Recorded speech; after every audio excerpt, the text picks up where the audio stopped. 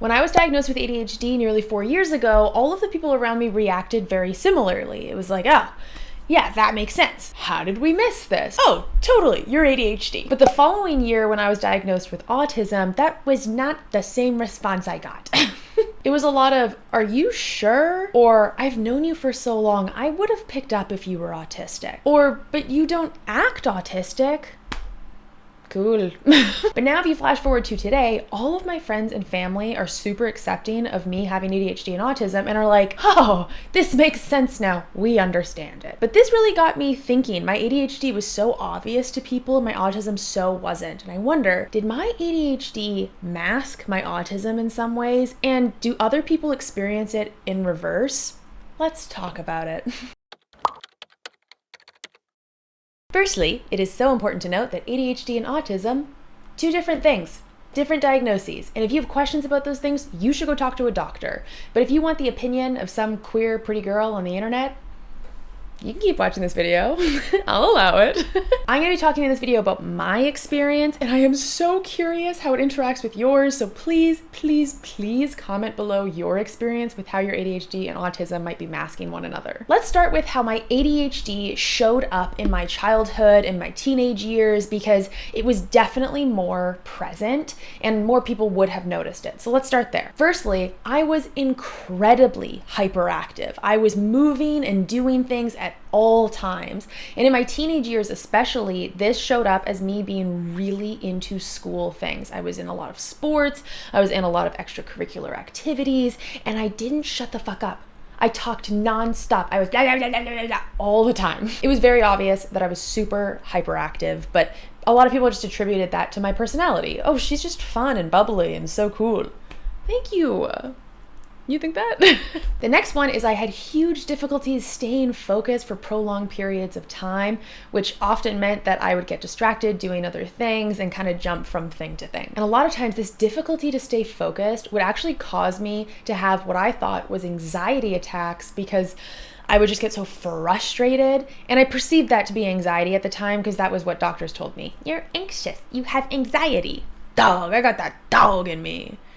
That tism dog. The next one is poor memory. Short term, long term, you name it, I'll forget it. This made it so hard to study and do any of the courses that really required like not a deep understanding, but just a memorization. So like science and things for me, and just remembering different equations and what things are, So I would spend so much time, hours and hours, and work 10 times harder than anyone else in the room to get to a level that I felt was like okay. And the last one is I was constantly fidgeting. I'm a hand talker. I'm a hair twirler. I will destroy things if they're in my hands. And throughout my entire childhood, incredibly fidgety. So how might have these ADHD symptoms actually have masked some of my autism challenges? Because now, upon reflection, turns out I've been autistic the whole time. Turns out.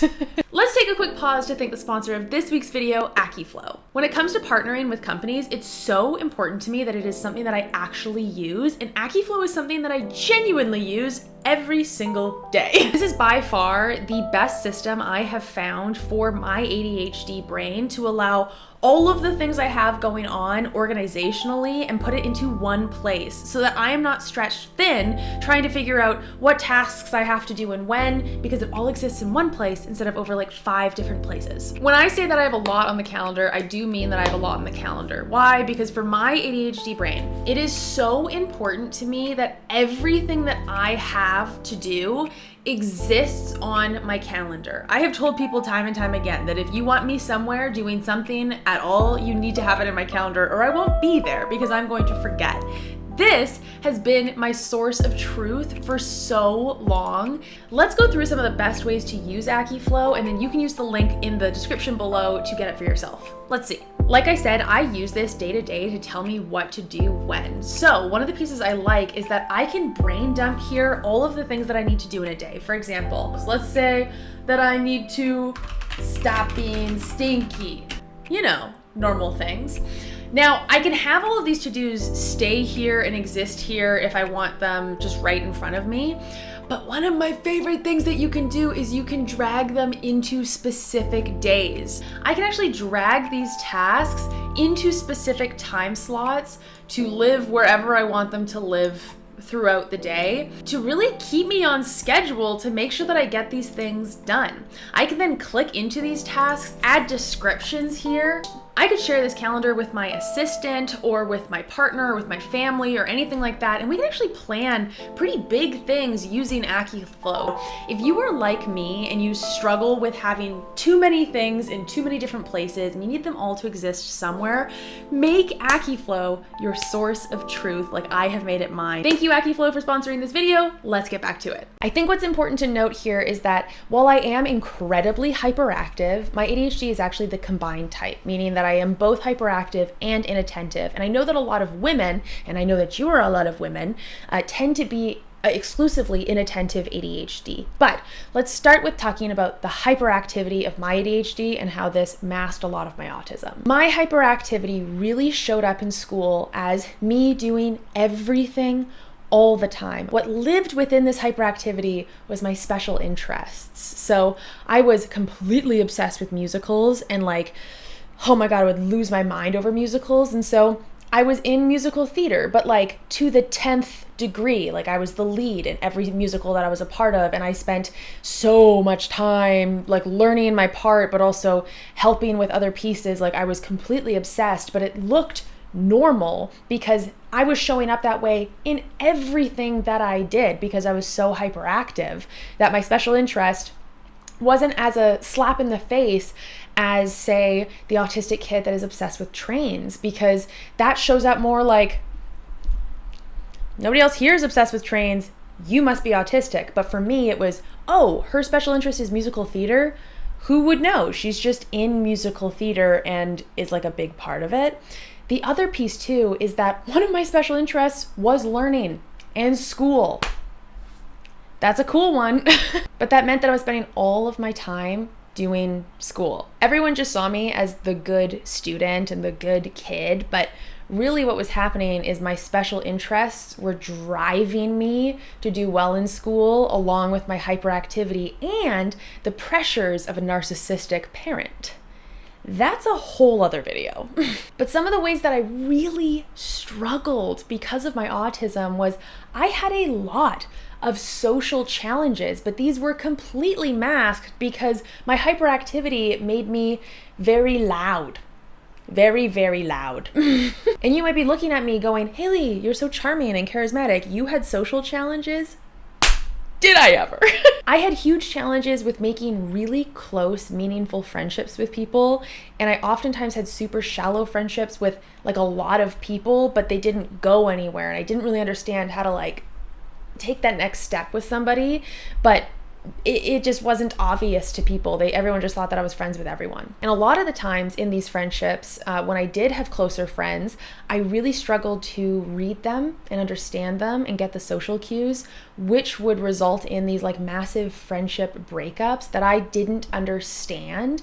Because a friend would come to me and say, I've been mad at you for 3 months because of this thing you did 3 months ago. And I'm like, dog, I'm meant to know that? What? And then I would be frustrated or mad because they didn't tell me to my face, and then they would say, but you should know, and then friend breakup, you know? And the last thing that my autism really showed up in terms of social things was that I always avoided big social events. I went to 2 parties in high school and I left early from both because I was overstimulated. But at the time, I just used the excuse that, I have to get home and study, and everyone's like, that's Haley. So that was cool.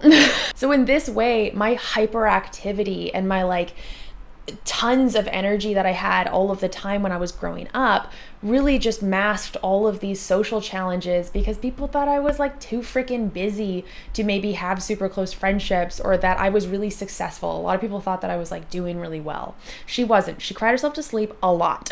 So I wonder for you, if you're a hyperactive person, did that mask any of your autistic challenges? Next one, my inability to focus for long periods of time forced me to build tools in place so that I could refocus quickly. Because again, when your special interest and your hyper focus is all put into doing well, you have to be able to focus on something for a long period of time. So I created tools for myself, like I would brush my teeth multiple times a day. And I didn't realize why I was doing it, but it would recenter me because it was like a sensory change, which for my autism was also really good. And it avoided me getting into overstimulation. And it really like grounded me and centered me. So my ADHD inability to stay focused for long periods of time forced me to build tools that actually helped my autism as well. Has this happened to you? Huh? Were you forced to build tools that you actually didn't know were helping other things? That's cool.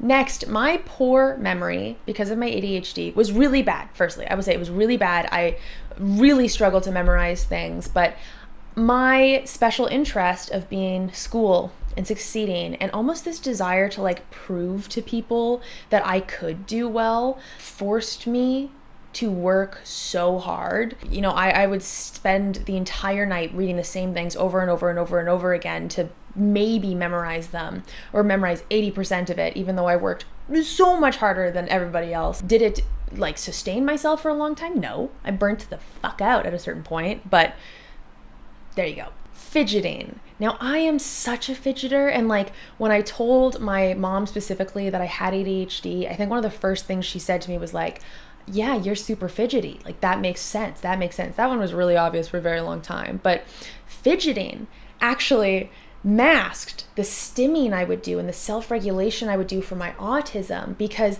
I was moving and doing things all the time. I twirled my hair as a kid all the time, but this was also a tool that I would use when I was overstimulated. So if we're in public, be twirling my hair like crazy. I used to pop my ears a lot. Like that, I would pop my ears, but it was seen as normal because I was fidgeting all the time. Whereas if I didn't have ADHD and I only did those things, that stimming, when I was in difficult situations and I was struggling, it might have been more obvious that that was the correlation between those two things. Whereas if I did them all the time, no one was going to notice. So for myself, my ADHD was hugely masking my autism. Before I end here, there was one note that I want to make that is so important. One of my main autistic challenges is alexithymia. I always forget this name. Oh my God, my poor memory forgets the name of one of my things. Who knew? Alexithymia, which is essentially the challenge and difficulties with explaining or expressing or understanding your own emotions.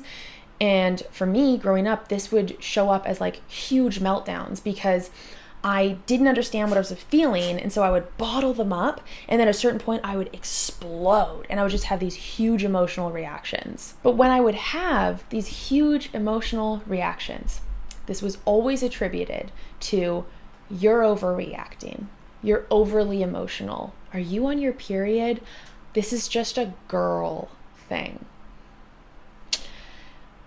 I think this is a really common experience for women that don't get diagnosed until later in life, but I realized that me just being a girl masked a lot of my autistic challenges as well. I was overlooked because I was having these huge reactions, and I was just being seen as like an overdramatic girl that's like making a big deal out of something when really there are things going on. Autism, dog. Because now I can sit down and use my tools, figure out what it is that I'm feeling, figure out what I need and do it. And I don't have these huge emotional reactions anymore because I have tools. If I didn't have those tools, I would still have huge emotional reactions. And when I don't use my tools, I do have those huge emotional reactions. And it's not because I'm being over dramatic. It's because I have something going on. It's not just a woman thing. Anyways, I felt like it was important to make that note because I think a lot of women experience that where they are undermined, especially in our medical system, because you're a woman. And keeping in mind that a lot of ADHD and autism research were only ever done on boys for many, many, many years. And it's only now that we're seeing research come in that includes women and girls. And so, yeah. We were overlooked.